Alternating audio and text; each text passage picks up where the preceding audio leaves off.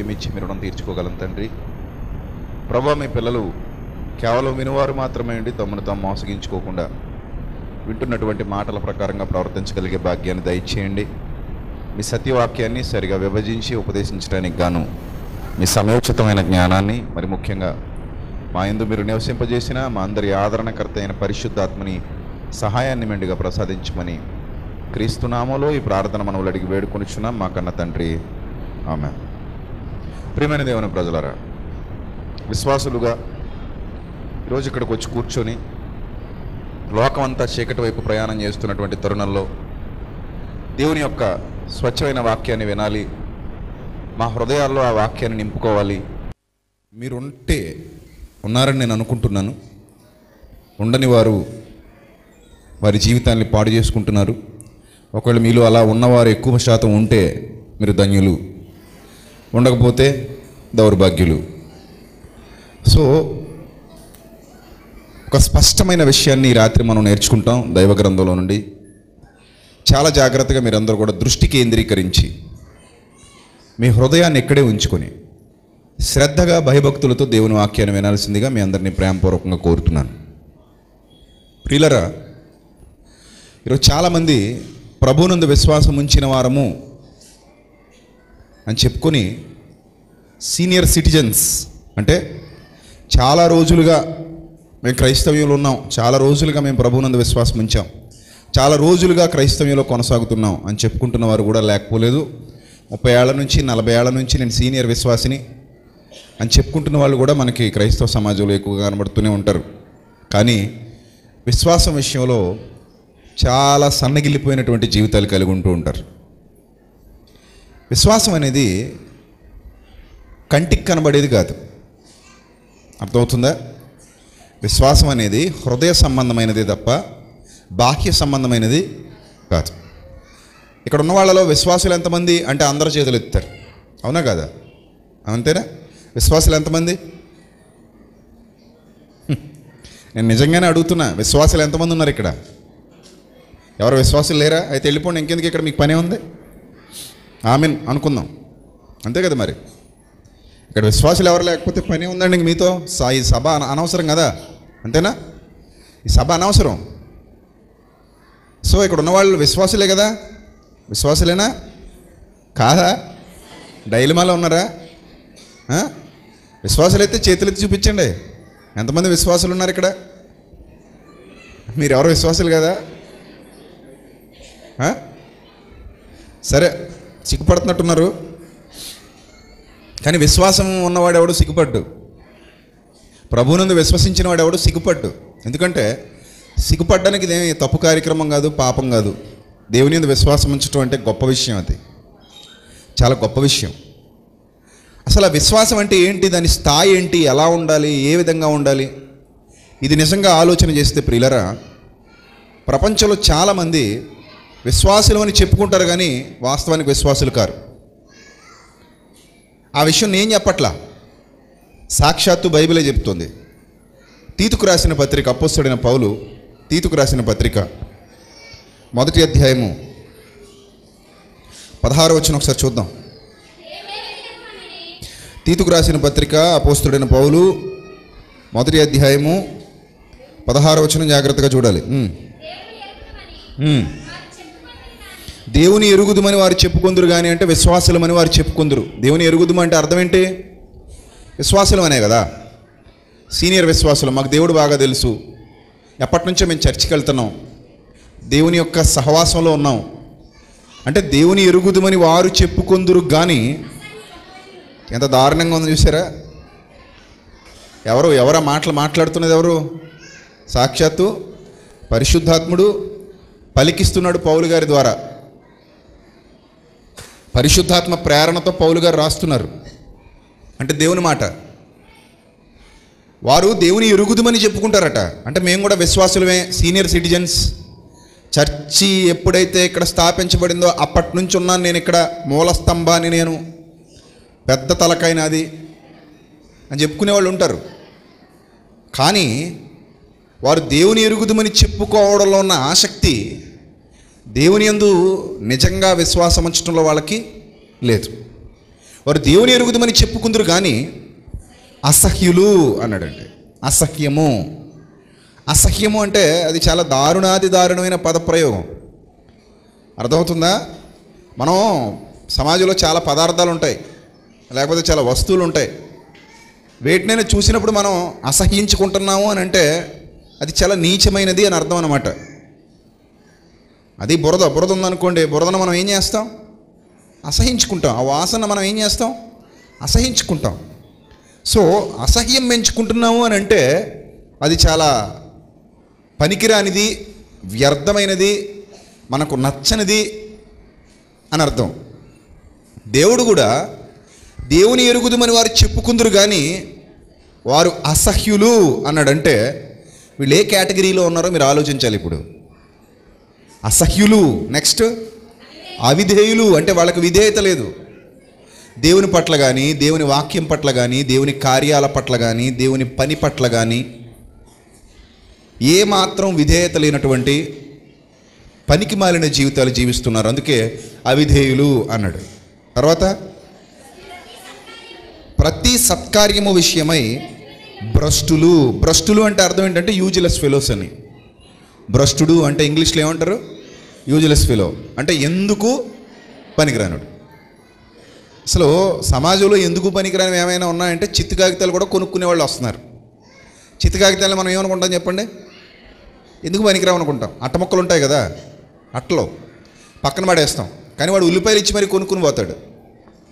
మనకు అట్టలు ఎలాంటివి? పనికిరానివి.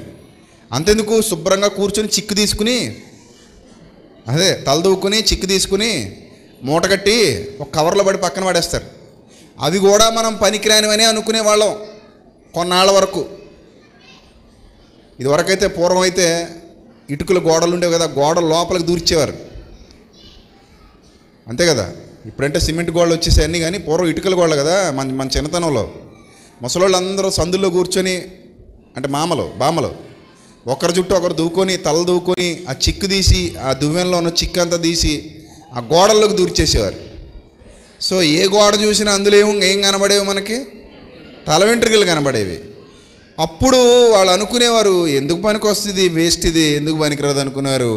ఇప్పుడు అదే కిలో ఎంతో పలుకుతుందట. తలెంటుకులు కొంటామని తిరుగుతున్నారు. అంటే మనం ఏదైతే పనికిరానిది అనుకుంటున్నామో అది కూడా ఎవడొకడికి ఏమవుతుంది? పనికి వస్తుంది. కానీ ఇక్కడ దేవుడు ఏమంటున్నాడంటే అవైనా పనికొస్తాయేమో కానీ దౌర్భాగ్యులారా, మీరు ప్రతి సత్కార్యం విషయంలో భ్రష్టులు, అంటే మీరు ఎందుకు పనికిరారు, యూజ్లెస్ ఫెలోస్ అంటున్నాడు ఆయన. అక్కడ అదే రాయబడింది చూడండి. ప్రతి సత్కార్యం విషయము భ్రష్టులై ఉండి తమ క్రియల వలన ఆయనను ఎరుగమన్నట్టున్నారు అన్నాడు. తమ క్రియలకు ఆయనను ఎరుగననటానికి ఏదో సంబంధం ఉందని చెప్తున్నాడు. అంటే దేవుని ఎరిగిన వాడి క్రియలు దేవుని ఎరిగినట్టు ఉండాలి, దేవుని ఎరుగని వాడి క్రియలు దేవుని ఎరుగనట్టు ఉండాలి. దేవుని ఎరుగుతునని చెప్పుకొని ఆయనకు వ్యతిరేకమైన క్రియలు ఒకవేళ మన బ్రతుకులో జరుగుతుంటే గనక మనము దేవుని ఎరిగిన వారము కాము. అర్థమవుతుందా? ఇంకా మీకు క్లియర్ ఎక్స్ప్లెనేషన్ కావాలంటే ఇదే విషయాన్ని పౌలు గారు తీతుకు చెప్పినట్టే యోహాను గారు కూడా తన పత్రికలో రాశారు. యోహాను గారు రాసినటువంటి మొదటి పత్రిక, ఆ మాట కూడా ఒకసారి చూద్దాం. యోహాను గారు రాసినటువంటి మొదటి పత్రిక 2వ అధ్యాయము 3వ వచనం. యోహాను గారు రాసినటువంటి మొదటి పత్రిక 2వ అధ్యాయము 3వ వచనం. జాగ్రత్తగా చూడాలి, అందరూ చూడాలి, అందరూ బైబిల్ తెరిచి చూడాలి. నేను చెప్తున్న మాటలు బైబిల్ అలా ఉన్నాయా లేవా అనేది స్పష్టంగా మీరు గ్రహించాలి. రైట్, చదవండి. మరియు మనం ఆయన ఆజ్ఞలను గైకొనిన ఎడల దీని వలననే ఆయనను ఎరిగి ఉన్నామని తెలుసుకుందుము. చూసారా, వారు ఆయనను ఎరుగుదుమని చెప్పుకుందురు కానీ, ఏమన్నాడు? ఆయనను దేవుని ఎరుగుదుమని వారు చెప్పుకుందురు కానీ అసహ్యులు, ఎక్కడ తీతు పత్రికలో అసహ్యులు, అవిధేయులు, ప్రతి సత్కార్యం విషయంలో భ్రష్టులు అన్నాడు. కానీ దేవుని ఎరుగుదమని చెప్పుకుంటారట మాట వరుసకి. మనం కూడా చాలా సందర్భాల్లో చూడండి, మీరు దేవుణ్ణి నమ్ముకున్నారమ్మా అంటే, అవునండి మేము ఎవరు నమ్ముకున్నాం, దేవుణ్ణి నమ్ముకున్నామండి అంటాం. కానీ క్రియలన్నీ ఎవరివి? దేవునివా దెయ్యానివా? అదన్నమాట అసలు విషయం. అదే చెప్తున్నాడు అక్కడ. మేము దేవుణ్ణి నమ్ముకున్నామండి అని చెప్తాం అంతే మాట వరుసకే. మేము దేవుణ్ణి నమ్ముకున్నామండి, మా కుటుంబం దేవుణ్ణి నమ్మేసుకుందండి, వీళ్ళ కుటుంబం దేవుణ్ణి నమ్మేసుకుందండి, మా కుటుంబాలన్నీ దేవుణ్ణి ఎప్పుడో నమ్ముకున్నామండి అని చెబుతారు తప్ప ఏం చేయరట. చదవండి ఇప్పుడు. ఆయనను ఎరిగి ఉన్నానని చెప్పుకొనుచు ఆయన ఆజ్ఞలను గైకొనని వాడు అబద్ధికుడు. ఎవరట?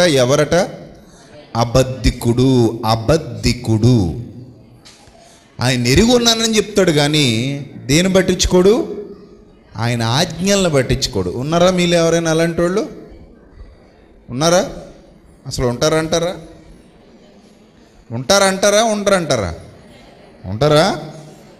ఉంటారేంటి?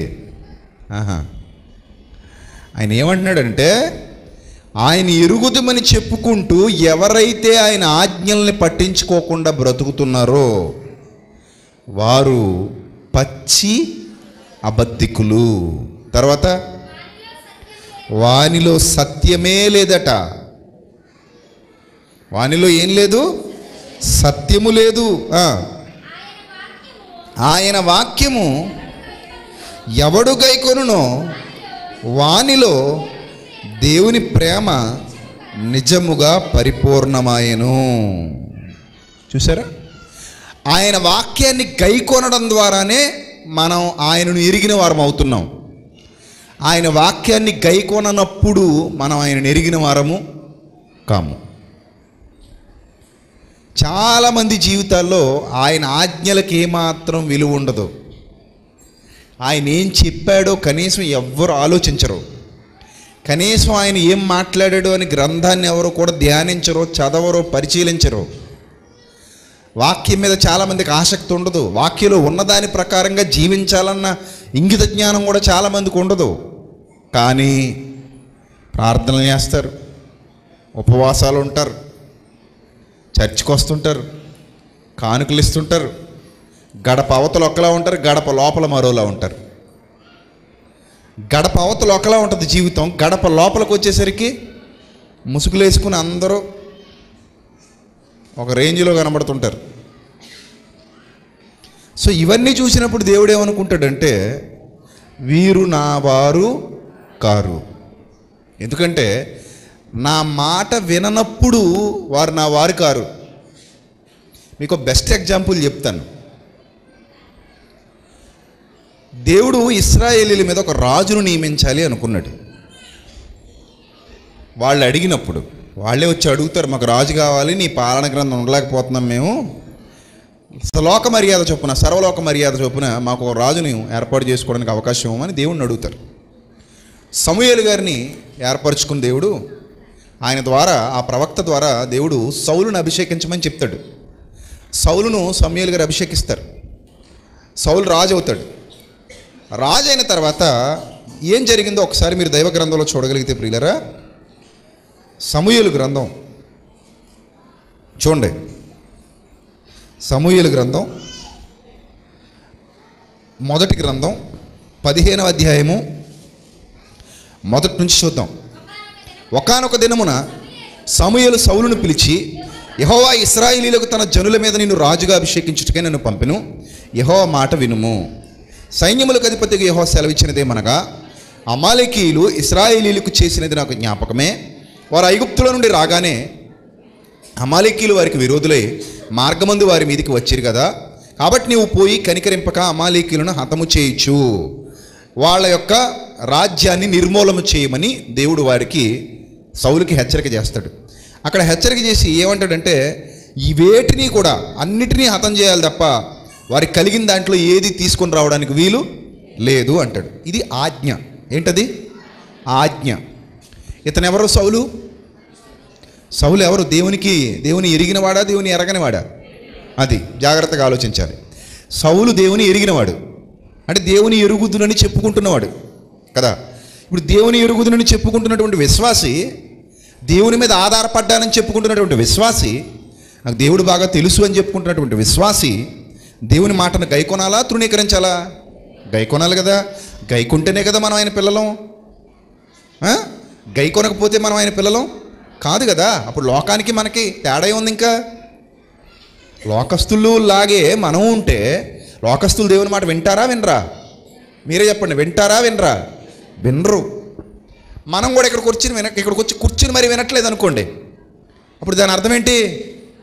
లోకస్తులు మనం ఒకటా లేకపోతే వేరు వేరు అవుతాం. అప్పుడు మనకంటే వాళ్ళే బెటర్ అనిపించుకుంటారు. ఎందుకంటే వాళ్ళు మొత్తానికి బయట ఉండి వినట్లేదు, డైరెక్ట్గా దేవుని మాట వినమని చెప్పి పబ్లిక్గా ఒప్పేసుకుంటున్నారు వాళ్ళు. ఇంకా కానీ మనం ఏం చేస్తున్నాం అంటే కన్నింగ్, ఇక్కడికి వచ్చి వినట్లేదు, బైబిల్ పట్టుకుని వినట్లేదు, బాప్తిస్మం పొంది వినట్లేదు, విశ్వాసులుగా కొనసాగుతూ వినట్లేదు.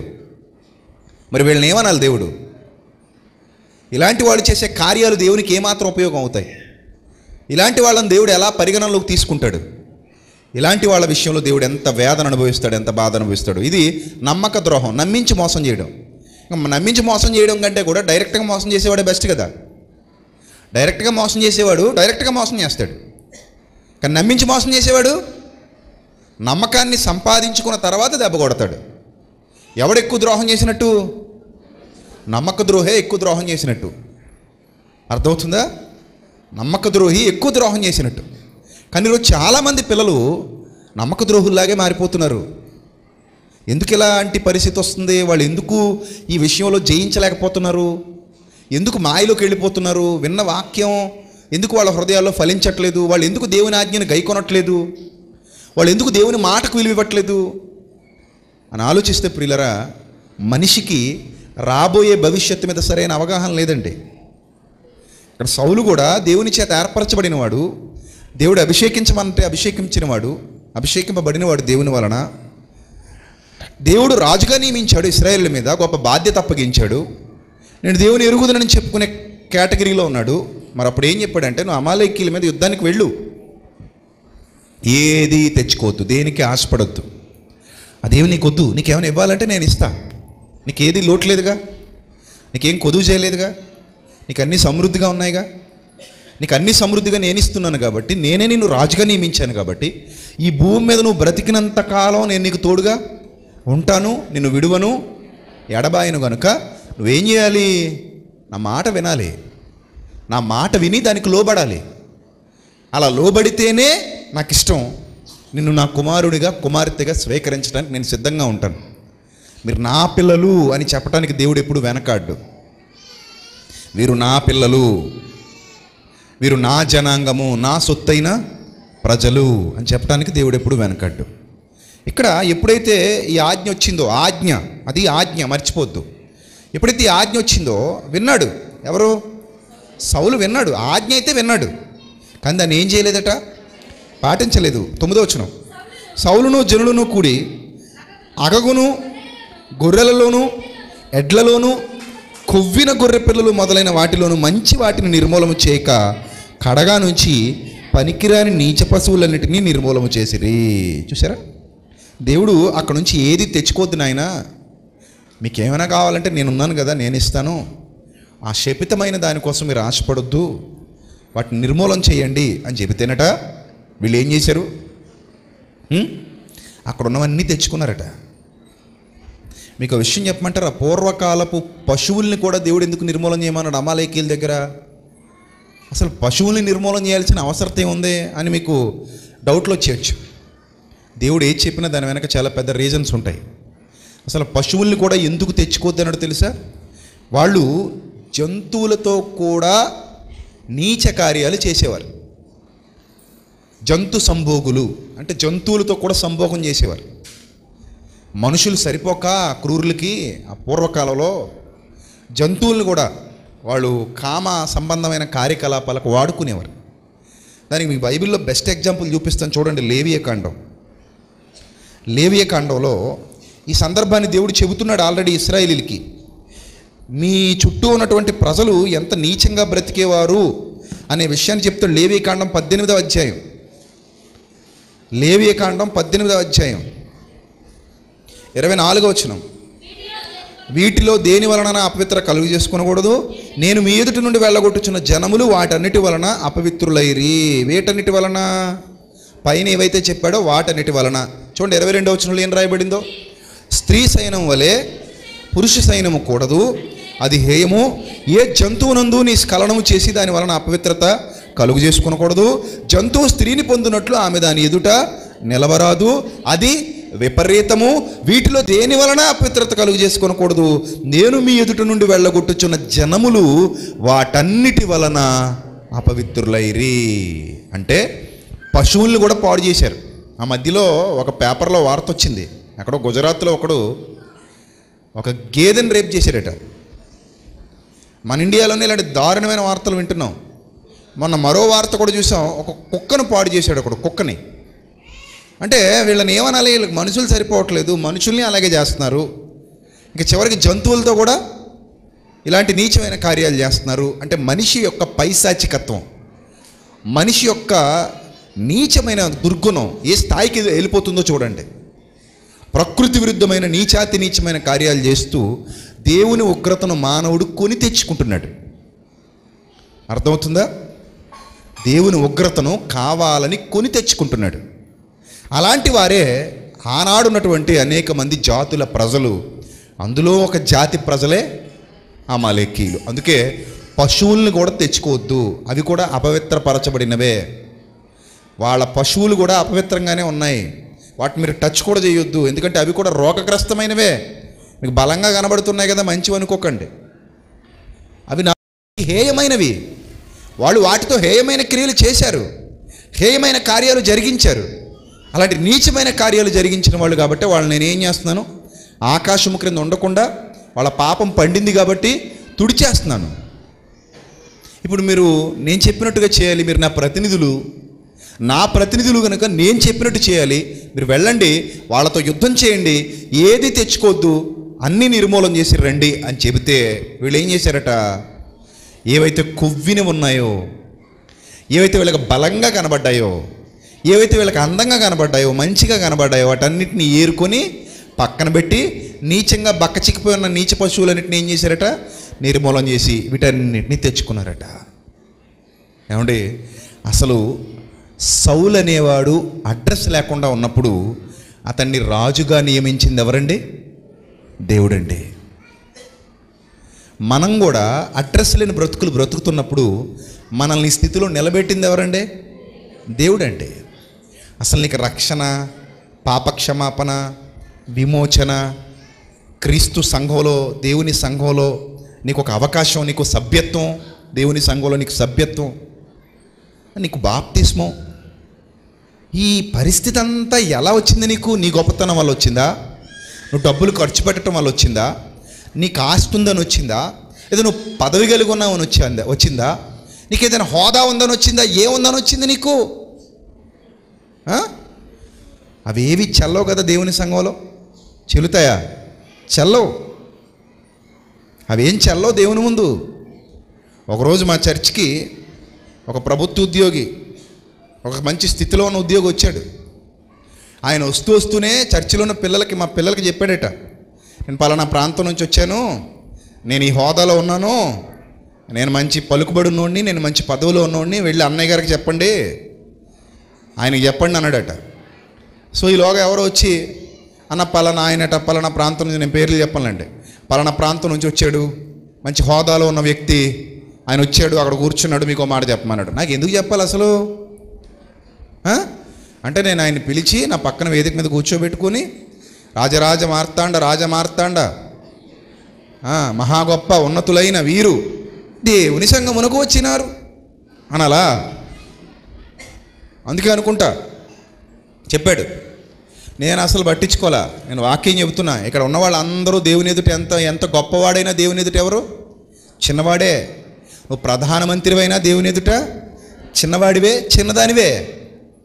ఇప్పుడు నేను అతను పిలిచి ఇక్కడ గణపరిచేసి గొప్ప చేసేసి ఏదో నువ్వేదో ఉద్ధారకుడు అన్నట్టు నిన్ను చూపించాల్సిన అవసరం లేదు. సంఘంలో ఎవడైనా ఒక్కటే, ఎవడైనా దేవుని ముందు చిన్నవాడే.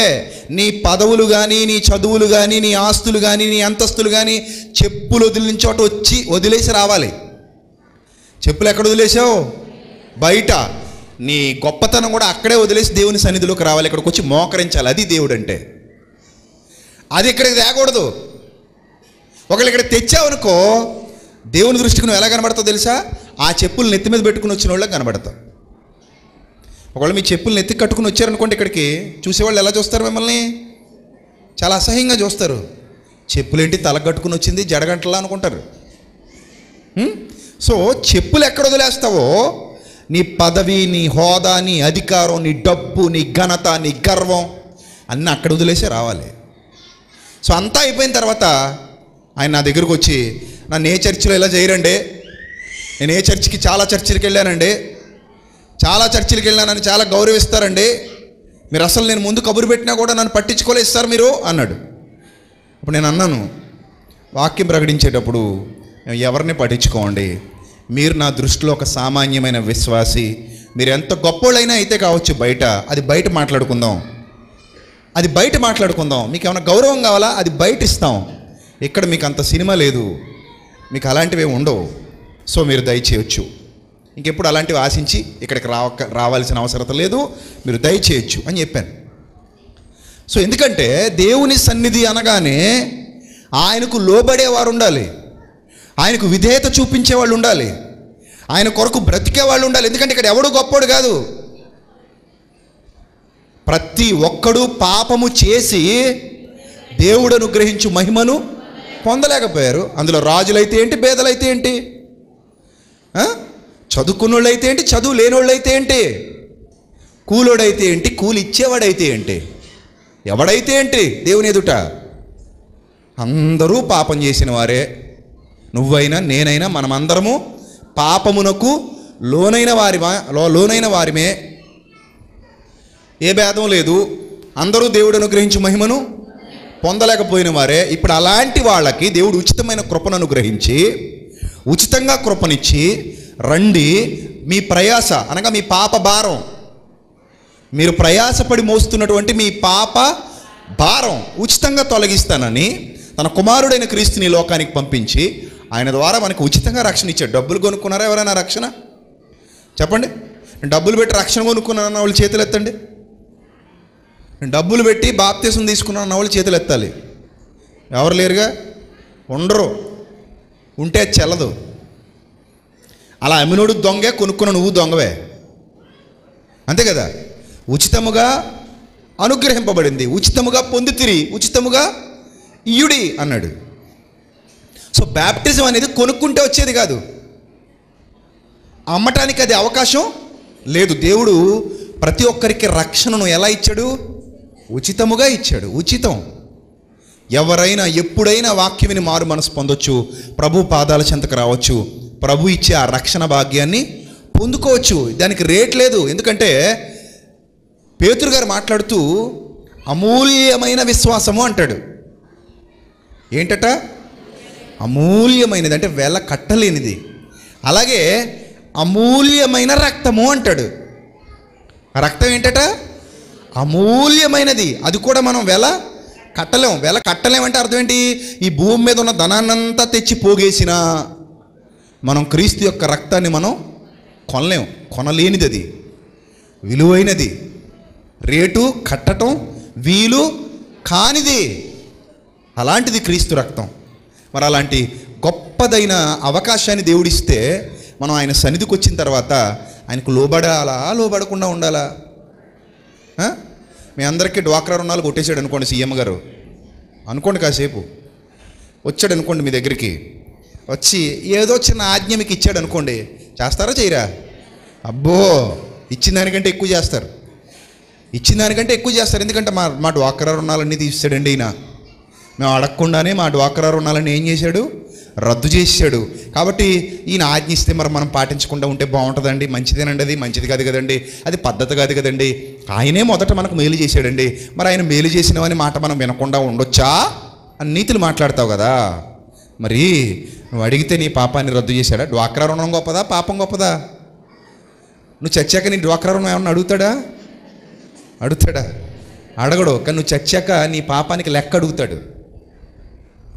డ్వాక్రా రుణం చస్తే పోతుంది. డ్వాక్రా రుణమే కాదు, ఏ రుణమైనా చస్తే పోతుంది. నోటు చింపేసుకుంటాం అంతే. ప్రామిసరీ నోటు మీద ఇంత పొడుగు ఏలు ముద్ర వేసి సంతకాలు పెట్టి 1,00,000, 2 లక్షలు, 3 లక్షలు, 3 లక్షల వరకు పనిచేస్తుందండి ప్రామిసరీ నోటు. తనఖా రిజిస్ట్రేషన్లు, బంగారం పెట్టి కొదువు తీసుకున్న సొమ్ము, ఇవన్నీ ఎన్ని పద్దులున్నా పద్దులన్నీ ఏమైపోతాయి? ఊర్లో చీటీలోళ్ళు, లేకపోతే ఫైనాన్స్ వాళ్ళు, మీ దగ్గర కార్డులు ఉంటాయి, వారం వారం కడుతుంటారు డబ్బులు. రెడ్డి గారు వస్తుంటారు, డబ్బులు కడుతుంటారు. సో ఈ పద్దులన్నీ ఏమైపోతాయి? మనం మరణిస్తే క్లోజ్, కట్ అయిపోతాయి. నువ్వు చస్తే నేను ఎవడు అడగడు. శవం దగ్గరికి వచ్చి డబ్బులు ఎప్పుడు ఇస్తావు అంటాడా? అంటే మాత్రం అదేనా చెప్తుందా? ఏం చెప్పదు.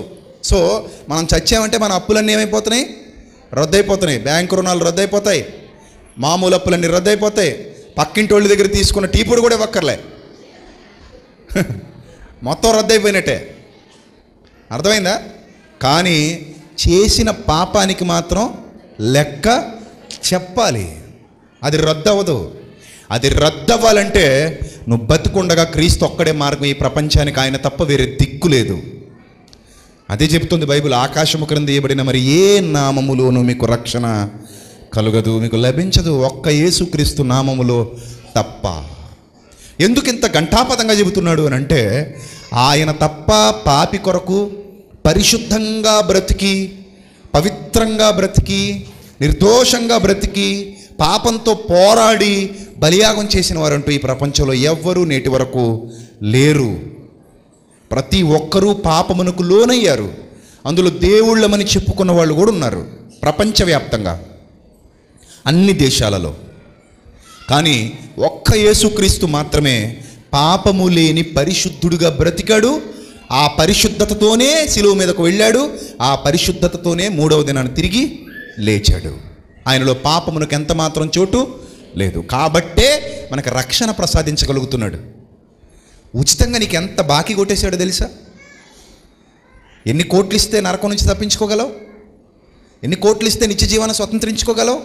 నీ కోట్లతో అది సాధ్యమా? నీ దగ్గర ఉన్న లక్షలతో అది సాధ్యమా? నీ దగ్గర ఉన్న వెండి బంగారాలతో అది సాధ్యమా? ఉగ్రత దినమున ఆస్తి అక్కరకు రాదు. నీ కోట్లు నిన్ను కాపాడలేవు, నీ అంతస్తులు నిన్ను కాపాడలేవు, నీ ఆస్తులు నిన్ను కాపాడలేవు. అలాంటిది ఒక చిన్న మారు మనస్సు పొంది పాపక్షమాపణ కోసం ప్రభు పాదాల చెంతకు రాగానే ప్రభు నీ ప్రతి పాపాన్ని ఏం చేస్తున్నాడు? తుడిచివేసి నీకు కొత్త జీవితాన్ని ప్రసాదిస్తున్నాడు. నీకు కొత్త జీవితాన్ని అనుగ్రహించాడు. నీకు కొత్త బ్రతుకునిచ్చాడు. నూతనమైన జీవితాన్ని, నూతనమైన అవకాశాలని సొంతం చేశాడు. మరి అలాంటి ప్రభువుని విసర్జించి ఆయన మాటకు లోబడకుండా ఆయన ఆజ్ఞలకి వ్యతిరేకంగా బ్రతకడం న్యాయమా? లోక సంబంధంగా రుణం తీసేస్తేనేమో అంత విలువిస్తావా? ఆత్మ సంబంధమైన గొప్ప అవకాశం ఇచ్చి నీ పాప భారాన్ని తీసివేస్తే మాత్రం ఆయనకు విలువనివ్వవా? నీకేమర్థమైంది? ఈరోజు సమాజానికి ఏమర్థమవుతుంది? మీరే ఆలోచించండి. ఎంత కృతజ్ఞత కలిగి ఉండాలి ప్రభు ఎడల. ఇప్పుడు సౌలు జీవితాన్ని చూస్తే ఒకప్పుడు ఏంటి, గాడిదల కోసం వెతుక్కుంటున్నాడు, తప్పిపోయిన గాడిద కోసం. అలాంటి స్థితి కలిగిన వాడు. మరి ఈరోజు అలాంటి వాడిని తీసుకొచ్చి ఏం చేశాడు? రాజుని చేసి ఇశ్రాయేలుల మధ్యలో రాజుగా కూర్చోబెట్టాడు. ఎంత కృతజ్ఞత కలిగి ఉండాలండి దేవుని ఎడల. ఉండొద్దా? ఎంత కృతజ్ఞత ఉండాలి దేవుని ఎడల. ఈరోజు మీ పరిస్థితి ఏంటి? మీరు బ్రతుకున్నారంటే కారణం ఎవరు? దేవుడు కదా. ప్రమాదాల నుండి మీరు తప్పింపబడ్డారంటే కారణం ఎవరు? దేవుడు కదా. ఈరోజుకి మీరు సజీవుల లెక్కలో ఉన్నారంటే కారణం ఎవరు? మీరు ప్రయాణం చేసి ఇంటికి రాగలిగారంటే దేవుడిదయ్యా. మీరు గ్యాస్ పొయ్యి దగ్గర వంట చేసి తినగలిగారంటే దేవుడిదయ్యా. బండ పేలిపోలేదు. ఆ కుక్కర్ దగ్గర వంట చేసి కూర్చోగలిగారంటే దేవుడిదయ్యా. బండి మీద రైమని ఊరి మీద ఆబోతులో తిరిగి వచ్చామంటే దేవుడిదయ్యా. ఎంతోమంది వెళ్తున్నారు తప్ప రావట్లే. ఆయన సెలవు లేక భోజనము చేసి సంతోషించుట ఎవనికి సాధ్యము అన్నాడు ప్రసంగి గ్రంథంలో. ఆయన సెలవు లేకుండా మనం ఇక్కడికి రాగలమా? మనం ఇక్కడ కూర్చోగలమా? ఈరోజు మనం ఈ స్థితిలో ఉండగలమా? ఇలా ఆరోగ్యంగా దేవుని సన్నిధిలో కూర్చొనే అవకాశం ఉంటుందా? చాలామంది కూర్చోలేక, కూర్చునే పరిస్థితి లేక హాస్పిటల్లో మంచాల మీద పడుకుని ఉన్నారు. వాళ్ళు కూర్చునే స్థితిలో లేరు. పడుకుని సెలైన్లు ఎక్కించుకుంటున్నారు, పడుకుని ఆపరేషన్లు చేయించుకుంటున్నారు, పడుకుని ఐసీయూలో ఉన్నారు, పడుకుని కోమాలోకి వెళ్ళిపోయిన వాళ్ళు ఉన్నారు. కానీ మనం అక్కడ కూర్చున్నాం, నిలబడ్డాం, వచ్చాం, వెళతాం. ఆహా, ఎంత మంచి స్థితిలో ఉన్నాం. ఇది చాలదా మనకి? ఇదంతా దేవుని కృప కాదా? ఈ ప్రపంచానికి దేవుడు ఇచ్చినటువంటి దయ కాదా? ఈ ప్రపంచానికి దేవుని అనుగ్రహం కాదా? మరి అలాంటి దేవునికి ఎంత విధేయత కలిగి ఉండాలి, అలాంటి దేవునికి ఎంత కృతజ్ఞతాభావం కలిగి ఉండాలి. అంతేకాదు సంగమా, అంతకంటే ఎక్కువ నీకు చేశాడు కదా. నేను ఎంత మంచి స్థితిలో నిలబెట్టాడు. ఈ తోటలో నిన్ను నాటాడు, ఒక వృక్షంగా, దేవుని తోటలో. ఇలాంటి ఒక అద్భుతమైన అవకాశాన్ని నీకు పాదాక్రాంతం చేస్తే కృతజ్ఞత లేకుండా జీవిస్తావా? కృతజ్ఞత లేకుండా బ్రతుకుతావా? ఆయనకు అవిధేయుడిగా మారిపోతావా? న్యాయవాది చాలా దైవద్రోహం అంటారు దాన్ని, చాలా భయంకరమైన దైవద్రోహం అది. అదే సౌలు చేస్తున్నాడు. తెచ్చుకున్నాడు. ఎంత పొగరు ఉండాలో తెలుసా అలాంటి పని చేయడానికి? గర్వం, అహంకారం ఉండాలి. ఆ గర్వంతో, అహంకారంతో సౌలు ఏం చేశాడంటే దేవుని మాట విననొల్లని స్థితిలో అవన్నీ తెచ్చుకొని లోపల పెట్టుకున్నాడు. చదవండి. అప్పుడు యెహోవా వాక్కు సమూయేలుకు ప్రత్యక్షమై ఇలాగ సెలవిచ్చాను, సౌలు నన్ను అనుసరింపక వెనుక తీసి నా ఆజ్ఞలను గైకొనకపోయెను. ఇందాక ఏం చదువుకున్నాం యోహాను గారు రాసిన మొదటి పత్రికలో? ఆయన ఆజ్ఞలను గైకొనని వాడు ఎవడు? వాడు అబద్ధికుడు. ఇప్పుడు సౌలు ఎవరు? నో డౌట్ సౌలు అబద్ధికుడు. సో మనం కూడా చాలా సందర్భాల్లో అబద్ధికులుగానే దేవునికి కనబడుతున్నాం. మీకు ఈ సందర్భం ఎందుకు చూపిస్తున్నానంటే, సౌలుకి ఎలాంటి గతి పట్టిందో మనకు కూడా అలాంటి గతి పడుద్ది జాగ్రత్తగా లేకపోతే. సౌలుకి ఎలాంటి గతి దాపురించిందో అలాంటి గతి మనకి దాపురిస్తుంది. ఎందుకంటే జీవితం చాలా చిన్నది, మీరు అనుకునేంత పెద్దదేమీ కాదు. కళ్ళ ముందు కరిగిపోద్ది, కొవ్వొత్తిలా కరిగిపోద్ది. ఇంతలో కనబడి అంతలో మాయమైపోతాం. చాలా సింపుల్ లైఫ్ మంది. మనం తెగ ఊహించేసుకుంటాం. రేఖ పొడవుగా ఉంది, ఆయుష్ రేఖ. ఎవడో కనబడ్డాడు, చిలకనేసుకొచ్చాడు, 90 అన్నాడు, 100 అన్నాడు అంటాం మనం. అసలు ఆడి బతుకు ఎప్పుడు ఆగిపోతే ఆడికి తెలియదు, ఆడి చిలక ఎప్పుడు ఎగిరిపోతే ఆడికి తెలియదు. జాంకాయ పెట్టకపోతే, జాంకాయ పెట్టలేదు అనుకోండి, పంజరం తలుపుల తీయగానే చీటి తీయదు, కొమ్మెకి కూర్చుంటుంది. అందుకే రెక్కలు కుట్టేస్తుంటారు వాళ్ళు కూడా, ఎగిరిపోతాయేమని భయం. కాబట్టి వాళ్ళ బతుకు వాళ్ళకే తెలీదు. మన గీతలు చూసి మనకు 90, 100 చెప్పేస్తారు, అది మీరు నమ్ముతారు. అలా ఊహించుకునేరు. జీవితం చాలా చిన్నదండి, మనం అనుకునేంత పెద్దదేమీ కాదు. ఇలా కనబడుతుంది, అలా మాయమైపోతుంది. కాలగర్భంలో ఎందరో కలిసిపోయారు, మనం వారి వరసలో ఉన్నాం. మనం ఎంత, మన బతుకెంత. మనం కూడా తొందరలోనే మట్టిలోకి వెళ్ళిపోబోతున్నాం. ఇది సత్యం. మీరు నమ్మినా నమ్మకపోయినా ఇదే సత్యం. మనం కూడా తొందరలో ఎక్కడికి వెళ్ళిపోతాం? మట్టిలోకి వెళ్ళిపోతాం. ఈ విషయాన్ని మర్చిపోయాడండి సౌలు. ఎప్పటికైనా నేను వెళ్ళి ఎవరి ముందు నిలబడాలి? దేవుని ముందు నిలబడాలి. అలాంటి దేవునికే నమ్మక ద్రోహం చేయడం న్యాయమా అని ఆలోచించలేకపోయాడు. దేవుడు ఎంతో బాధపడి సమూయేలుతో చెప్తున్నాడు, సమూయేలు, సౌలు నన్ను అనుసరింపక వెనుక తీసి నా ఆజ్ఞలను గైకొనకపోయాను గనుక అతని రాజుగా నిర్ణయించినందుకు నేను పశ్చాత్తాపడుచున్నాను అన్నాడు. అందుకు సమూయేలు కోపావేశుడై రాత్రంతా యెహోవాకు మొరపెడుతున్నాడట. ఉదయమున సమూయేలు లేచి సౌలును ఎదుర్కొన్నట్టుకు పోగా సౌలు కర్మెలునకు వచ్చి అక్కడ జయసూచకమైన శిలను నిలిపి తిరిగి గిల్గాలునకు పోయిన సమాచారం విన్నాడు. తర్వాత అతడు సౌలు నొద్దకు రాగా సౌలు అంటున్నాడు, యెహోవా వలన నీకు ఆశీర్వాదము కలుగునుగాక. యెహోవా ఆజ్ఞను నేను నెరవేర్చి తిననగా. చూసారా దొంగ మాటలు ఎలాగ ఉంటాయి? దొంగలు. మనిషి కనబడగానే ఏమంటున్నాడు? వందనాలండి, దేవునికి స్తోత్రం అండి, ఇలాంటి మాట్లాడుతుంటారా? లోపలంతా తందనాలు, దేవునికి మాత్రం వందనాలు. ఇలాంటి మాట కేవలం పెదవులతో. దేవుడు అంటాడు, వారు పెదవులతో నన్ను స్తుతించుదురు కానీ, మనకు బాగా తెలుసు ఇలాంటివన్నీ. వారి హృదయం ఎలా ఉందట? నాకు దూరంగా ఉంది. పెదవులతో మాత్రం నన్ను తెగ స్తుతించేస్తారు. వాళ్ళ పాటల్లో, వాళ్ళ మాటల్లో కేవలం ఇది దొంగ నాటకాలు. ఏమంటున్నాడు? యెహోవా వలన నీకు ఆశీర్వాదం కలుగును కాక, నేను ఆయన ఆజ్ఞలు నెరవేర్చేశాను. ఎంత గర్వంతో చెప్పుకుంటున్నాడు, ఎంత గర్వంతో చెప్పుకుంటున్నాడు చూడండి. సమూయేలుకు తెలీదా? సమూయేలు ప్రవక్త, సమూయేలు దగ్గర వేషాలా? అప్పుడు ఏమంటున్నాడు చూడండి. అందుకు సమూయేలు, అలాగైతే నాకు వినబడుతున్న గొర్రెల అరుపులు, ఎడ్ల రంకెలు ఎక్కడని అడిగాను. షాక్ అయిపోయాడు. అమ్మో, ఈయనకి తెలిసిపోయింది సీక్రెట్. ఎవరో తెలియదు అనుకుని మన దాంట్లో కలిపేసుకున్నాం తెచ్చేసి, అంతే కదా. పక్కడు గేదెలు 4 రోజులకు వచ్చేసి మనం అందులో కలిపేసాం అనుకోండి, తెలుసా అసలే గేదెలన్నీ నల్లగా ఉంటాయి. ఎవడో తెలీదు. పక్కడు గొర్రెలు 4 కలిపేసుకున్నాం అనుకోండి, తెలుస్తాయా? 4 ఎద్దులు కలుపుకున్నా 4 గొర్రెలకి. మనుషులకైతే పోలికలు ఉంటాయి, కానీ గొర్రెలకి, ఎద్దులకి, మేకలకి పోలికలే ఉంటాయి. ఉంటాయా? మనుషులకేనండి ప్రత్యేకత. ఆధార్ కార్డు, వేలిముద్ర, ప్రత్యేకమైన మొహం, మారిపోటాలు ఉండవు. దేవుడు అద్భుతంగా డిజైన్ చేశాడు. ఎవరి ముఖం వాళ్ళదే, ఎవరి వేలిముద్ర వాళ్ళదే. చూసారా? కానీ గేదెల దగ్గర, మేకల దగ్గర, ఆవుల దగ్గర అలాంటివి ఏమి ఉండవు, పోలికలు ఉండవు. అందులో చాలా ఒకేలా ఉంటుంటాయి. గొర్రెలు చాలా ఒకేలా ఉంటుంటాయి, మేకలు చాలా ఒకేలా ఉంటుంటాయి. సౌలు కూడా అలాగే అనుకుని ఉంటాడు. కొంచెం బలంగా ఉన్నాయని తెచ్చి మన లోపల కలిపేస్తే ఇందులో కలిసిపోతాయి కదా, సో ఎవరికి దొరకదు అనుకుని ఉంటాడు. తెచ్చేసాడు, లోపల ఉన్నాయి. ఈయన అంటున్నాడు, మరి నాకు వినబడుతున్న ఈ సౌండ్లు ఎక్కడెవరా నాయన? డిటిఎస్ డాల్బీ సౌండ్లు వస్తున్నాయి ఇటు లోపల నుంచి అని అడుగుతున్నాడు. అడుగుతుంటే ఆయన అంటున్నాడు కదా, అందుకు సౌలు, అమాలేకుల యొద్ద నుండి జనులు వీటిని తీసుకొచ్చిరి. మనుషులు ఎంత నీచులంటే, తప్పు మనం చేస్తాం, పక్కోడి మీద తోసేస్తుంటాం. ఎవరు తీసుకొచ్చారట? జనులు తీసుకొచ్చేస్తే రాజు ఊరుకుంటాడా? మీరే చెప్పండి. రాజు ప్రమేయం లేకుండా జనులు తీసుకొచ్చేస్తే రాజు ఊరుకుంటాడా? ఊరుకోడు కదా. రాజు ఆజ్ఞ ఉండాలి కదా జనులు తీసుకురావాలంటే. అంటే ఆజ్ఞ ఇచ్చింది ఎవరు? ఈ మహానుభావుడే. కానీ ఎవరి మీద నెట్టేస్తున్నాడు? మెల్లిగా జనుల మీద నెట్టేస్తున్నాడు. అంటే పాపమును కప్పుకునే స్వభావం. దేవుడికి అది కూడా నచ్చదు. అది కూడా నచ్చదు. తప్పు మీద తప్పు జరుగుతుంది చూడండి. నీ బ్రతుకులో పాపం చేయడమే పెద్ద తప్పు. మళ్ళీ దాన్ని దేవుని ఎదుట ఒప్పుకుని విడిచిపెట్టకుండా మళ్ళీ కప్పుకుంటున్నావంటే అతిక్రమమును దాచిపెట్టువాడు వర్ధిల్లడు, దానిని ఒప్పుకొని విడిచిపెట్టేవాడు కనికరం పొందుతాడు.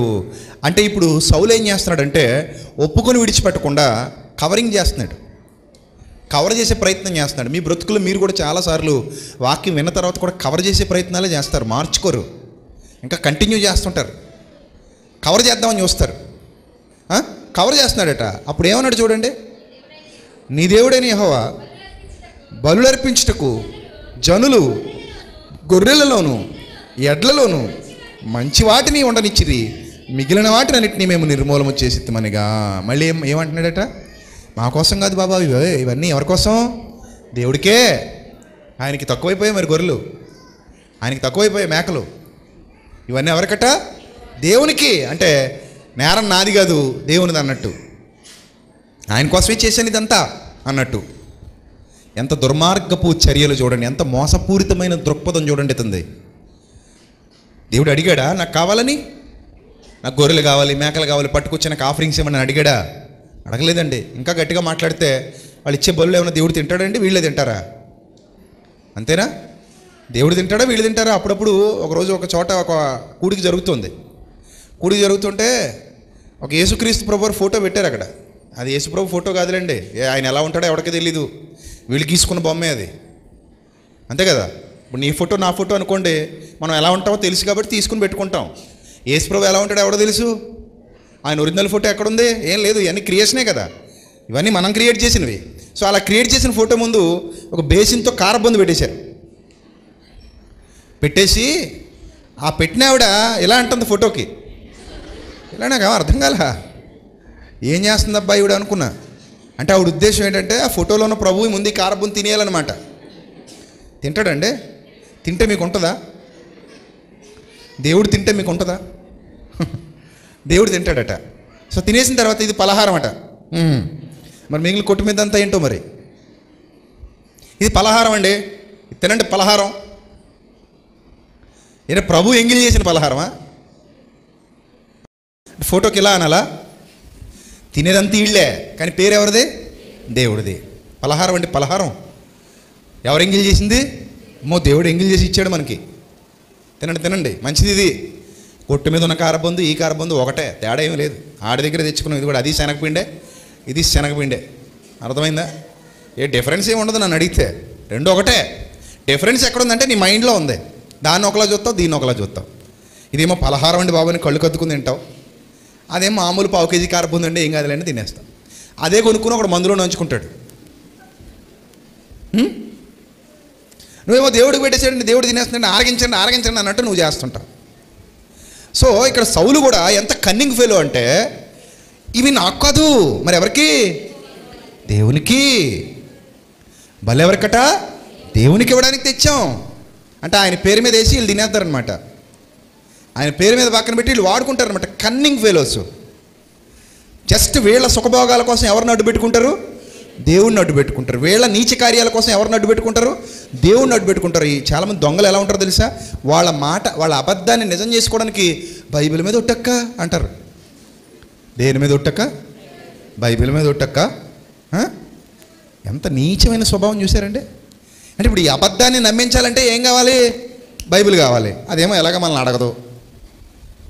నిజంగా దేవుడు బైబిల్ మీద ఒట్టు అనగానే చేయి తీసాడు అనుకోండి, అప్పుడు ఎవరు ఒట్లేరు. మరి అంతే కదా.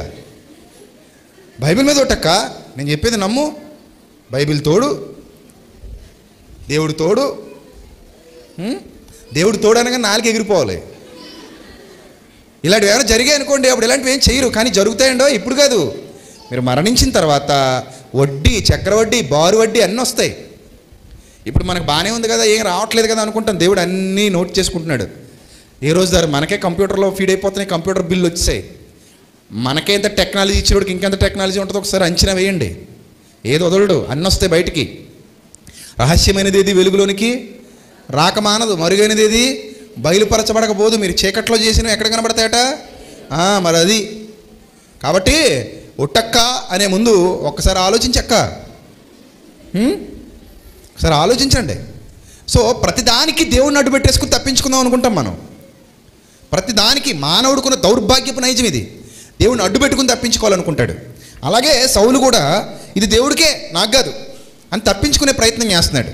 అప్పుడు చూడండి ఏమంటున్నాడు సమూయేలు, నువ్వు మాట్లాడడానికి పని లేదు, షటప్, ఇంక మాట్లాడకు, నువ్వు అయిపోయింది నీ టైము, నువ్వు మాట్లాడాల్సిన అవసరం కూడా లేదు, దొంగవి నువ్వు మాట్లాడ పని లేదు. యెహోవా రాత్రి నాతో సెలవిచ్చిన మాట నీకు తెలియజేతును వినమని సౌలుతో అనగా, సౌలు ఏం చెప్పు అన్నాడు.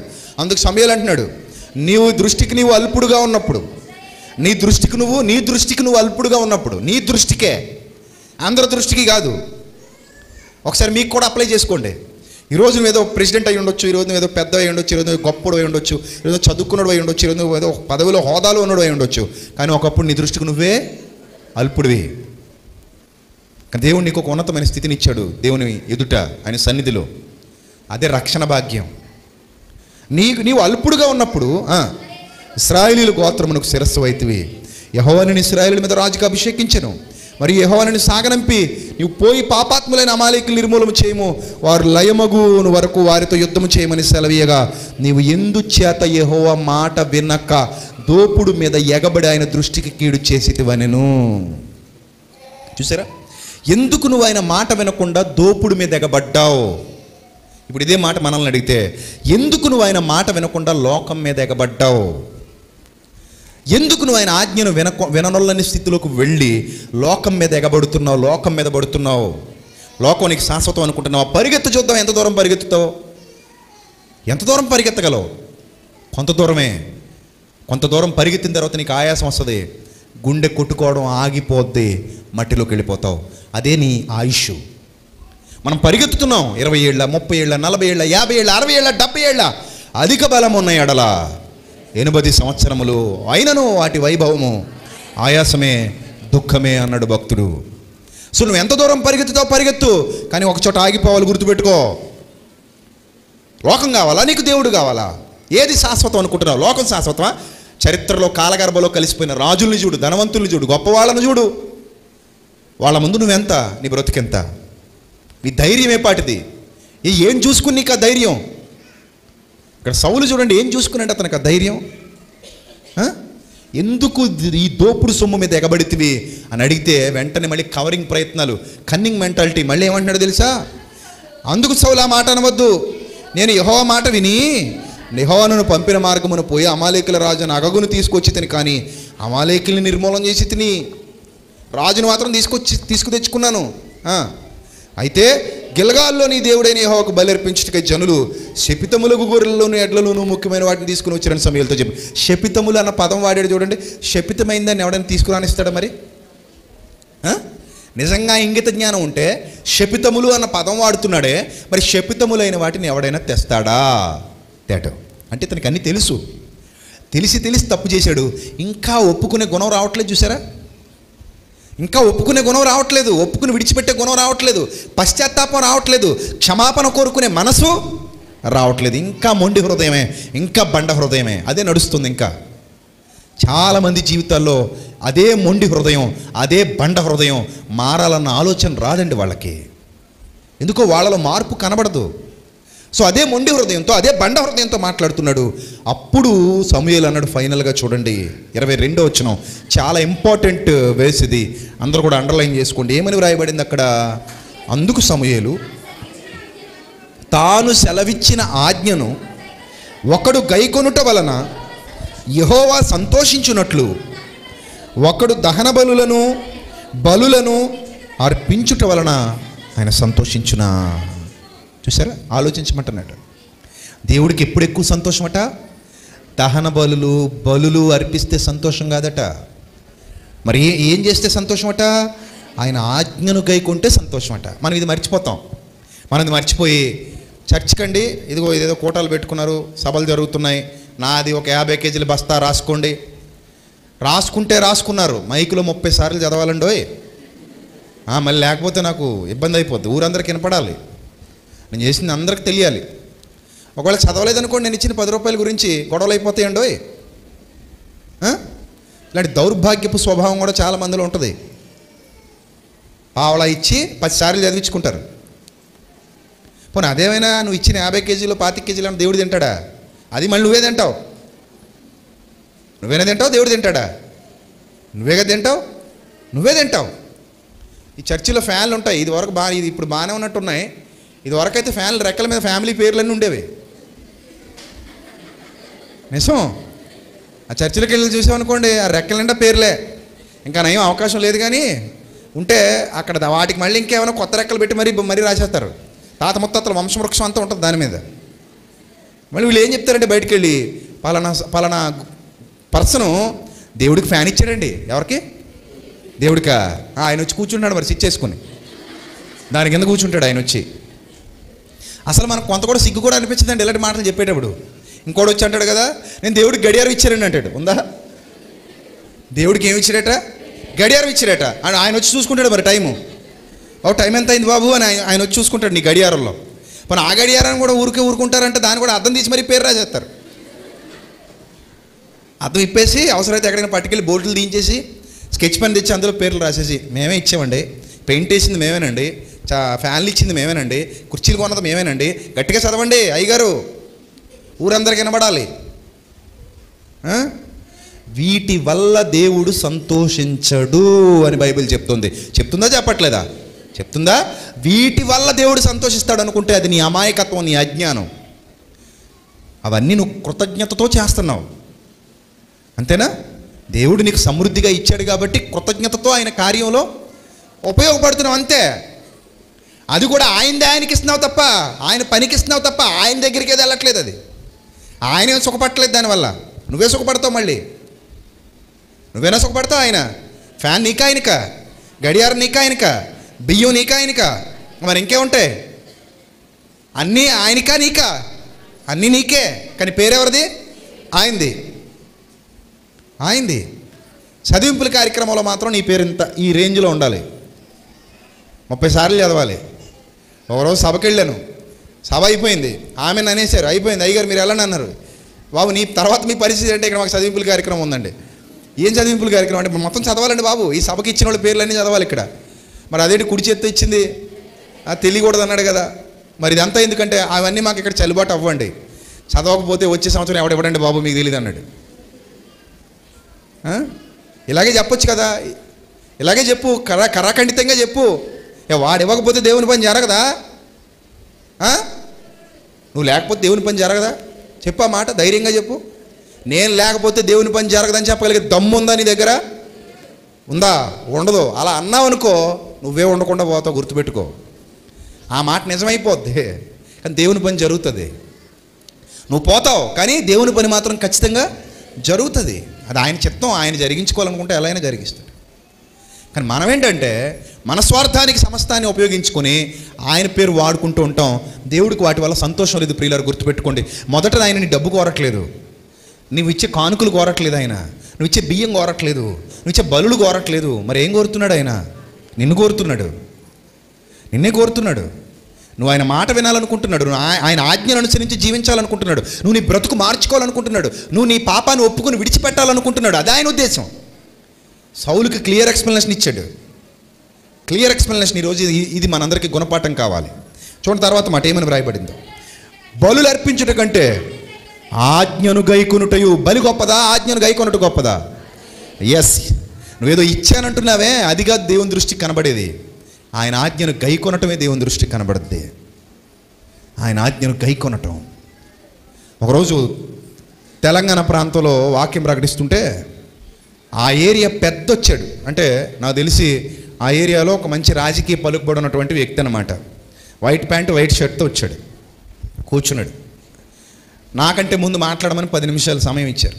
ఇస్తే అంటాడు కదా, ఈ చుట్టూ ఉన్న కాంపౌండ్ వాళ్ళు నేనే కట్టించా అన్నాడు. ఎవరు కట్టించా? దేవుడికి కట్టించా అన్నాడు. నాకెందుకో కొంచెం మంటగా అనిపించింది. అయిపోయింది, వచ్చి కూర్చున్నాడు. ఆ తర్వాత నేను సరా మామూలే మొదలుపెట్టా. దేవుడికి కట్టించావా? దిక్కుమాల కాంపౌండ్ వాళ్ళు నువ్వు కడితే దేవుడికి కట్టినట్ట. నీ కాంపౌండ్ వాళ్ళ వల్ల కుక్కలు గట్టు లోపలికి రాకుండా దేవుడు కాపాడబడుతున్నాడా? అసలు నీ బతుకునే కట్టింది ఎవరో తెలుసా? దేవుడు. ఈరోజు నీ గుండె గట్టిగా కొట్టుకుంటుందంటే కారణం ఎవరో తెలుసా? దేవుడు. ఈరోజు నీ లివర్ సరిగా పనిచేస్తుందంటే కారణం ఎవరో తెలుసా? దేవుడు. నువ్వు తింటున్నావంటే కారణం దేవుడు. నువ్వు తిన్నది అరుగుతుందంటే కారణం దేవుడు. అలాంటి దేవుని గురించి మాట్లాడుతూ నేను కాంపౌండ్ వల్ల ఆయనకి గట్టా, నేను కాబట్టి గట్టా అని చెప్తావా? దౌర్భాగ్యుడా. అసలు అలా మాట్లాడొచ్చా? మాట్లాడకూడదు. ఆయన చేసిన దానితో పోలిస్తే మనం ఎంత. అసలు ఒక విషయం చెప్పమంటారా? మన శరీరమే ఆయనదండి. ఇంకేంటి చెప్పండి? ఈ ప్రకృతి అంతా ఎవరిది? ఆయనది. ఆయన ఇవ్వంది మన దగ్గర ఏముంది చెప్పండి? ఒకటి చెప్పండి. ఈ దేవుని వల్ల నాకు రాలేదు అని ఒకటి చూపించండి. మీ దగ్గర ఏముంది? బట్టలు చూపిద్దామా? ఎక్కడివి? ప్రకృతిలోవి. శరీరాన్ని చూపిద్దామా? ఎక్కడిది? దేవుడిచ్చింది. మన దగ్గర ఉన్న ఆస్తులు, అంతస్తులు, వెండి, బంగారాలు, కార్లు, మేడలు, మిద్దెలు, ఎక్విప్మెంట్, ఎనీథింగ్ ఏదైనా చూపించండి. అన్నీ ఎవరివి? ప్రకృతిలోవే తెచ్చుకున్నావు. అన్నీ దేవుడివే. నువ్వు ఇక్కడ కొత్తగా పట్టుకొని పుట్టింది ఏమీ లేదు. పుట్టుకతో తెచ్చుకున్నది ఏమీ లేదు. అందుకే పౌలు అంటాడు, తెగించి మాట్లాడతాడు అద్భుతమైన మాట. దిగంబరులుగా వచ్చాం. మనం ఈ లోకములోనికి ఏమీ తీసుకుని రాలేదు. ఈ లోకము నుండి ఏమీ తీసుకొని పోలేము. వచ్చింది దిగంబరులుగా. వాడుకుంటున్నదంతా దేవుడిదే. వాడుకుంటున్నదంతా దేవుడిదే. మళ్ళీ మనమేమంటాం? దేవుడికి నేను ఇచ్చానంటాం. నీ మొహం ఎక్కడి నుంచి తెచ్చి ఇచ్చావు? ఆయనది కానిది ఏదుంది నీ దగ్గర? ఆయన కానిది ఏముందో చెప్పు నీ దగ్గర. ఏమీ లేదు. నీ ప్రాణం కూడా నీది కాదు. నీ ప్రాణం కూడా ఎవరిది? దేవునిది. కాబట్టి ఈ సత్యం అర్థం చేసుకోండి ప్రియులారి. రాత్రి తగ్గింపు నేర్చుకుంటారు ప్రభు దగ్గర. ఈ సత్యం మీకు అర్థమైతే ప్రభు దగ్గర మీకు ఏమొస్తుంది? తగ్గింపు జీవితం వస్తుంది. లేకపోతే హెచ్చించుకుంటామండి. నేను అన్న అహంకారం వస్తుందండి మనలోనికి. ప్రభు దగ్గర అహంకారం పనికిరాదు. ఆయన దగ్గర తగ్గించుకున్నవాడు ఏమవుతాడు? హెచ్చించబడతాడు ఆయన దృష్టిలో. సో ఫైనల్గా అక్కడ ఏం చెప్తున్నాడంటే, పుట్టేళ్ల కొవ్వు అర్పించుట కంటే మాట వినుట శ్రేష్టము, తిరుగుబాటు చేయుట సోదె చెప్పుటేను పాపముతో సమానము, మూర్ఖతగపరచుట మాయా విగ్రహము గృహదేవతలు పూజించుటతో సమానము. యెహోవా ఆజ్ఞను నీవు విసర్జించివి గనుక నీవు రాజుగా ఉండకుండా ఆయన నిన్ను విసర్జించెననగా. ఫైనల్గా మనం కంక్లూజన్కి వస్తున్నాం. ఆయన ఆజ్ఞను నేను ఎప్పుడైతే విసర్జిస్తానో, నువ్వు ఎప్పుడైతే విసర్జిస్తావో, ఆయన నిన్ను నన్ను ఏం చేస్తాడు? విసర్జిస్తాడు. ఒక మాట అంటున్నాడు, నిన్ను నా నోట నుండి ఉమ్మి వేయనుద్దేశించుచున్నాను అంటాడు. అసలు ఆ పదం ఎంత గాఢమైందో తెలుసా? ఎప్పుడైనా ఆలోచించారా? అసలు ఆ మాట ఎందుకు రాయించాడండి దేవుడు? నేను నా నోట నుండి నేను ఉమ్మి వేయను ఉద్దేశించున్నానని ఎందుకు రాశాడు ఆ మాట అని అంటే, అక్కడ ఉన్న లోతైన అర్థం ఏంటంటే, ఉమ్మి అనేది మనది, అంతేనా? మన నోట్లో ఉన్నంతసేపు మనకేమైనా అసహ్యం ఉంటుందా? హాయిగా మింగుతాం. బయటకు వస్తుంటుంది, మళ్ళీ ఎక్కడ తీసుకుంటాం? లోపలికే తీసుకుంటాం. మళ్ళీ బయటకు వస్తే నాలుగు మీదకి మళ్ళీ ఎక్కడ తీసుకుంటాం? లోపలికే తీసుకుంటాం. ఎవరైనా అసహించుకుంటారండి? లోపల ఉన్నదాన్ని ఎవరైనా అసహించుకుంటారు? ఇప్పుడు మీ నోట్లో కూడా లాలాజలం ఊరుతుందా? ఊరట్లేదా చెప్పండి? నాకు ఊరట్లేదు అన్న వాళ్ళు ఎవరినంటే చేయొద్దండి. ఇమీడియట్గా మిమ్మల్ని హాస్పిటల్ తీసుకెళ్ళాలి. నిజం మరి అది. ఒకవేళ మీకు నోట్లో లాలాజలం ఊరట్లేదు అనుకోండి, దాని అర్థం ఏంటో తెలుసా? మీరు రోగులని అర్థం. అప్పుడు మిమ్మల్ని హాస్పిటల్ తీసుకెళ్ళాలి. అదొక పెద్ద వ్యాధి. సో ప్రతి ఒక్కరికి నోట్లో ఏమవుతుంది? లాలాజలం ఊరుతుంది, మళ్ళీ మింగుతుంటాం. అలా గొంతు తడారిపోద్ది, లేకపోతే అలా బయటికి లోపలికి అది వస్తూ పోతూ ఉంటేనే మన గొంతు ఎలా ఉంటుంది, చెమ్మగా ఉంటుంది, బాగుంటుంది. అంటే మనకు నోట్లో లాలాజలం ఊరాలి, దాన్ని మనం మింగాలి. కానీ అప్పుడు మనకి ఏ అసహ్యం లేదు, ఉందా? ఏమి లేదు కదా. మింగేటప్పుడు ఏమైనా అసహ్యం, చిరాకు, వామిటింగ్ సెన్సేషన్ ఇలాంటివి ఏమైనా ఉన్నాయా? ఏమి లేవు కదా. రైట్. ఇప్పుడు అదే ఉమ్ముని క్యాండ్రించి ఒకసారి కింద ఊసేయండి. ఊసారా? ఫీల్ అవ్వండి. ఇప్పుడు వీకండే ఫీల్ అవ్వండి. సో ఊసారనుకుందాం. ఇప్పుడు చూడండి దాని వైపు ఎలా ఉంటుంది అంటాం. అంటే నీ నోట్లో ఉన్నంత వరకు అది నీకు అమృతమే. నీ నోట్లో నుంచి ఎప్పుడైతే నేల మీద పడిందో అది నీకు అసహ్యం. దేవుని సన్నిధిలో ఆయన ఆజ్ఞకు లోబడుతూ ఉన్నంత వరకు నువ్వు ఆయనకి ఇష్టడువే, నిన్ను ఆయన విసర్జించడు. ఎప్పుడైతే నిన్ను ఉమ్మి వేసేసాడో అక్కడి నుంచి నువ్వు కూడా ఆయనకి ఏమైపోతావు, అసహ్యం అయిపోతావు. మళ్ళీ తిరిగి నోట్లో పెట్టమంటే పెడతావా? చిచి అంటున్నారు చూడండి అప్పుడే కొంతమంది. మళ్ళీ తిరిగి నోట్లో పెట్టేసుకోమ్మా, నీదే కదా, కిందకి పోయినా అది నీదే కదా అంటే ఏమంటావు? బ్యాక్ అంటావు. అంతేనా? అమ్మో ఆ దరిద్ర మాటలు మాట్లాడకండి అంటావు. దేవుడు కూడా అంతే. ఒక్కసారి పోయావు అనుకో బయటికి, ఇక మరలా నిన్ను యాక్సెప్ట్ చేయడు. ఎందుకంటే అది నీ కొవ్వు పట్టి పోయాం బయటికి. మనం ఏం చేస్తాం? ఆయన ఏం చేస్తాడు? నాకు పోయే కాలం వస్తే నేను అలాంటి పని చేస్తాను అంతే. మరి ఆయన ఏం చేస్తాడు దానికి? కాబట్టి చాలా సీరియస్గా థింక్ చేయండి. నేను విశ్వాసినని చెప్పుకుంటే సరిపోదు. విశ్వాసి దేవుని ఆజ్ఞకు గైకొనాలి, లోబడాలి. విశ్వాస అంటే అదే, ఆయన ఆజ్ఞకు లోబడాలి, ఆయన మాటను గైకొనాలి. అవేమి లేకుండా డ్రామాలు ఆడారు అనుకోండి, ఇదిగో చివరికి ఎలా అయిపోద్ది జీవితం. ఒక్కసారి ఉమ్మి వేసేసాడు అనుకోండి, మరలా లోపలికి వెళ్ళే అవకాశం ఉందంటే నువ్వే చెప్పు. మరి ఉందా నీ దగ్గర ఉందా చెప్పు. మరలా లోపలికి వెళ్ళే అవకాశం నీ దగ్గర ఉందా? నీ దగ్గర లేదు. కుక్క దగ్గర ఉంటుంది. కుక్క ఏం చేస్తుందట? కక్కిన దానికి తిరుగుతుందట. మనిషి తిరగలడు అలాగా? అమ్మో అంటారు. ఏంటండి బాబు వామిటింగ్ వచ్చేస్తుంది మాకు, గుర్తు చేయకుండా అంటారు. కుక్క కక్కినది తింటుంది, మనిషి తినలేడు. మనిషి ఊసిన దాన్ని మరలా లోపలికి పెట్టుకోలేడు. దేవుడు కూడా అదే చెబుతున్నాడు. ఒక్కసారి నువ్వు త్రోసివేయబడితే, విసర్జింపబడితే మరలా తిరిగి రాలేవు. నీకు సాధ్యం కానిది ఆయనకి ఎలా సాధ్యం అవుద్దు అనుకుంటున్నావు? నీ వల్ల కానిది ఆయన వల్ల ఎలా అవుతుంది అనుకుంటున్నావు? కాబట్టి ఒక్కసారి రాత్రి దేవుని వాక్యం మీతో ఎంత సూటిగా మాట్లాడిందో జ్ఞప్తికి తెచ్చుకొని దాన్ని హృదయంలో భద్రం చేసుకుని మీరు ఎలా ఉండాలని మన ప్రభువు కోరుతున్నాడో అలానే ఉండండి. అర్థమవుతుందా? ఆయన ముందు మీరెంత తగ్గించుకుంటే మీ జీవితాలు నిత్య జీవితం వరకు అంతగా హెచ్చింపబడతాయి. అది మీకే మేలు. ఒకవేళ తృణీకరిస్తే ఎవరికీ నష్టం లేదు, అది మీకే నష్టం. కాబట్టి ప్రతిదాన్ని వివేచించి నిర్ణయం తీసుకోవాల్సిందిగా కోరుతూ నా మాటలు ముగిస్తున్నాను. రేపటి దినాన మరిన్ని మహాజ్ఞాన సంగతులు మాట్లాడుకుందాం. మీతో పాటు అనేకులను వెంట పెట్టుకుని రండి, వారికి కూడా ఈ సత్యవాక్యాన్ని పరిచయం చేయండి. తలలు వంచండి, ప్రార్థన చేసుకుందాం. సర్వకృపానిధి, సర్వోన్నతుడా, ఇంతవరకు విలువైన మీ కృపలో మమ్మల్ని భద్రపరిచి ప్రభువా మీ శ్రేష్టమైన వాక్కులు వినిపింపజేసినందుకు స్తోత్రం తండ్రి. అవి మీ పిల్లలందరి హృదయాల్లో 30 60 100 ఫలింపచేయండి. మీ పిల్లల్ని మీ సన్నిధాన వర్తలుగా నిలువ పెట్టండి. ప్రభువా నాతోటి సేవకుల్ని, పెద్దల్ని అందరినీ బలపరచండి. సంఘాన్ని జ్ఞాపకం చేసుకోండి.